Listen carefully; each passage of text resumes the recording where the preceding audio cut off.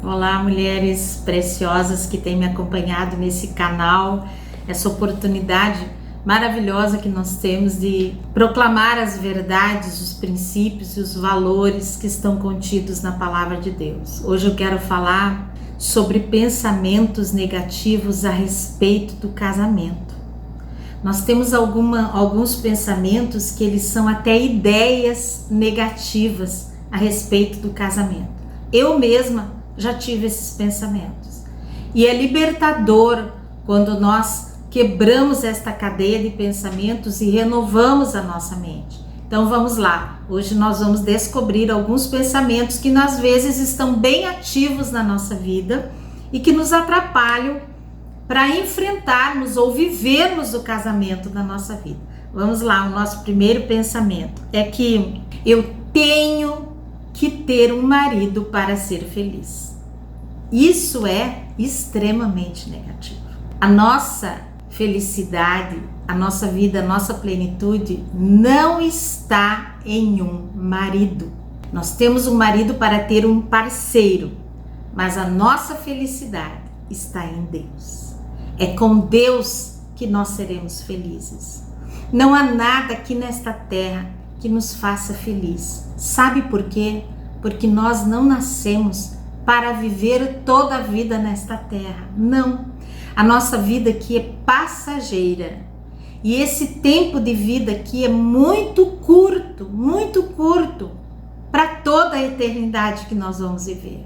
Então, a nossa felicidade, a nossa plenitude, ela está em Deus, no nosso relacionamento com Deus, na nossa comunhão com Deus. Deus promete essa plenitude para nós na sua palavra. E é ali que está a nossa felicidade. Você que está me ouvindo, você não precisa do seu marido ou de um marido para ser feliz.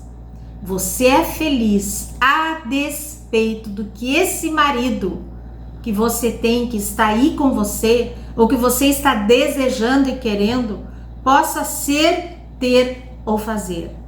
A nossa felicidade não está no parceiro com quem nós vivemos a nossa vida. Claro que um bom marido nos ajuda, mas eu quero dizer que não é este o centro da nossa vida, casar para ser feliz. É um outro pensamento que é bastante negativo, que traz uma carga terrível nos nossos ombros, é que é minha responsabilidade mudar o meu companheiro. Não é sua responsabilidade. Você não tem responsabilidade de mudar ninguém. Isso acontece muito com as pessoas que conhecem o Evangelho, conhecem a Jesus antes do seu marido. Foi o que aconteceu comigo. E aí a gente quer, a gente deseja, a gente experimentou Jesus, sabe que é maravilhoso e quer mudar o marido. E às vezes não tem nada a ver com religião, mas se quer mudar o marido. Eu até fiz uma postagem no Instagram essa semana. Abra bem os olhos antes de casar. Depois de casar, cerre os seus olhos e não olhe mais, porque já casou. Nós temos que olhar bem antes de casar. Que tipo de homem que ele era, que perfil que ele tem, o que é, não digo nem positivo ou negativo, mas o que nos agrada, nos faz bem, o que combina, o que dá certo, o que é favorável, porque o que é bom para mim não é bom para outra pessoa. Então, tem mulheres que gostam de um determinado tipo de comportamento, outras já não suportam aquilo. Então, eu preciso viver livre, porque eu não tenho a obrigação de mudar ninguém. Eu vou casar para viver junto, para ter a parceria, mas eu não vou casar para mudar.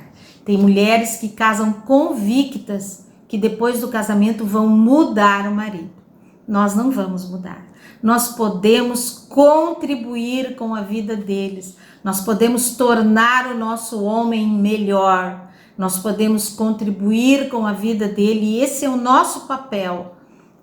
Mas não aquela obrigação de querer mudar. isso traz fardo, traz peso, isso não é um bom pensamento para o nosso casamento.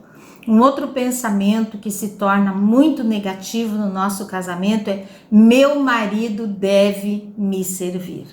Não podemos entrar no casamento com essa expectativa, que meu marido vai me servir. Deus nos fez como ajudadoras e Deus fez homem e mulher à sua imagem e à sua semelhança. Esse pensamento, o marido pode até servir, principalmente se a linguagem de amor do seu marido é servir. Ele vai te servir. Ele vai te servir por amor. Ele vai te servir por gratidão. Ele vai te servir mas não por obrigação. Esse pensamento que o meu marido deve me servir por obrigação não dá certo. É um pensamento negativo. É algo que precisa ser varrido da nossa vida. Ele vai nos servir porque nós o cativamos, porque nós somos parceiros. Um outro pensamento negativo, uma outra mentira é: se eu me submeter ao meu marido, eu serei infeliz. O modelo que Deus fez de casamento é que o homem seja o provedor, o cuidador, que o homem é a nossa autoridade. É tão bom sermos protegidas por um marido. Isto é bíblico. Quando eu me submeto, Deus me honra na minha submissão. A submissão, essa palavra as mulheres não gostam. Eu confesso para você que até eu mergulhar nesta palavra submissão, eu detestava essa palavra. Mas quando eu decidi mergulhar, e nesse tempo que eu estou vivendo, que eu tenho estudado, que eu tenho lido e que eu tenho buscado a Deus, e que eu mergulhei nessa palavra submissão de todos os lados, eu quero te dizer que a mulher submissa, quando ela se coloca em submissão, ela recebe a bênção de Deus. Não é do homem, é de Deus. Deus nos traz refrigério. Deus nos traz descanso à nossa alma. Então esse pensamento que a mulher não deve se submeter, ele é completamente errado. Um outro pensamento: se meu marido é passivo, tenho que tomar a iniciativa, senão nada será feito aqui em casa. Olha, Deus criou o homem com aquela característica de ser o líder, de ser aquele que toma a frente, que toma a iniciativa. E eu conheci muitos homens que eles não tomaram a iniciativa porque a mulher tomou a iniciativa e não deu espaço para o homem, porque ela se atirou na frente dele.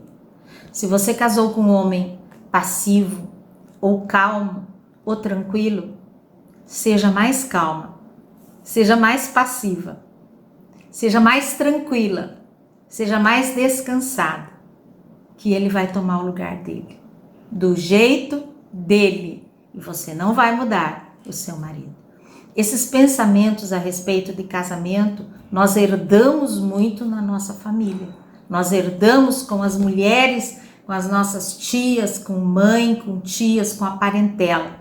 E nós tomamos esses pensamentos como positivos para nós. Mas na verdade, eles não são pensamentos que trazem coisas boas, que trazem uma boa comunhão, um bom fluir no casamento. E por último, pensar que às vezes o divórcio é uma opção melhor do que continuar com um casamento ruim.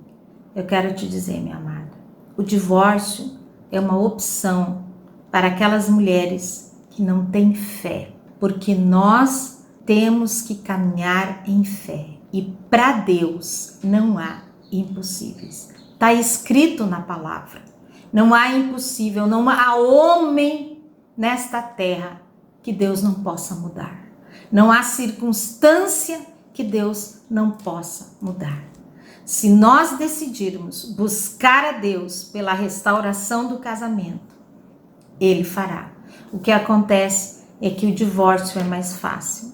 O divórcio é desistir na metade do caminho. O divórcio é deixar para lá. Claro, eu não estou falando aqui de situações abusivas, de situações de violência. Eu não estou falando de extremos. Eu estou falando de relacionamentos normais. É nesses relacionamentos que eu quero te dizer que o divórcio não é a melhor opção. O divórcio traz marcas terríveis aos filhos.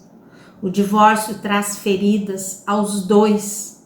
É como se eles se rasgassem quando eles se separam.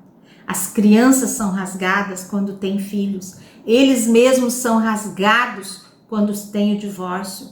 Eu falo desse rasgado, que é uma figura assim bem forte. Rasgar a alma, rasgar os sentimentos, as emoções, tudo. Rasga a vida financeira, rasga todas as áreas, rasga a casa, rasga a família, rasga os bens, destrói tudo. O divórcio, ele não é a melhor opção. Ele nem deve ser opção para nós, porque nós que temos um Deus, que tememos a um Deus e que temos um Deus a nosso favor, ele muda as nossas circunstâncias. Nós precisamos sim buscar ajuda, precisamos sim buscar pessoas que nos façam ver as coisas de uma forma diferente, que possam trabalhar, mas não buscar o divórcio. Você pode ver o seu lar transformado. São inúmeros, centenas de milhares de vidas que tiveram o seu casamento restaurado pelo poder de Deus, pelo poder daquele que ama a família e que criou a família como a primeira instituição. Então, minha amada, esse pensamento negativo, que o divórcio é a melhor opção, ele não pode estar na nossa vida. Nós temos que eliminar esse pensamento negativo. Nós temos que limpar, nós temos que olhar para o Senhor, olhar para a palavra e sermos mulheres de fé. Busque uma mentora que vai fortalecer a sua fé. Busque uma mentora que vai te acompanhar. Talvez sozinha você não consiga, mas com certeza há uma mentora que pode te ajudar a reconstruir o seu casamento. Até o nosso próximo vídeo e um abraço. Deus abençoe o seu casamento e a sua vida.